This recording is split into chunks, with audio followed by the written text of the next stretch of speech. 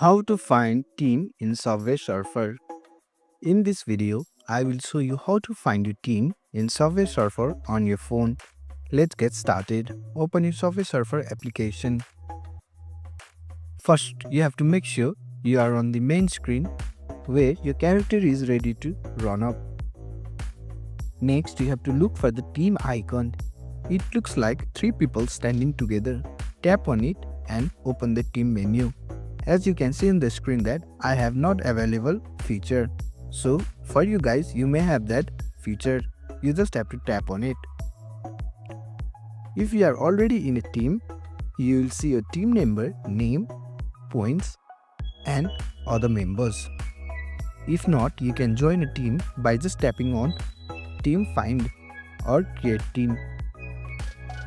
And that's it. Now you can join forces with players around the world and cross those challenges. This is how you will find a team on Subway Surfer. Thanks for watching. If you found this helpful, give it a thumbs up and consider subscribing for more tutorials. Drop a comment if you have question or suggestion for future videos. And don't forget to check out our playlist. See you in the next one.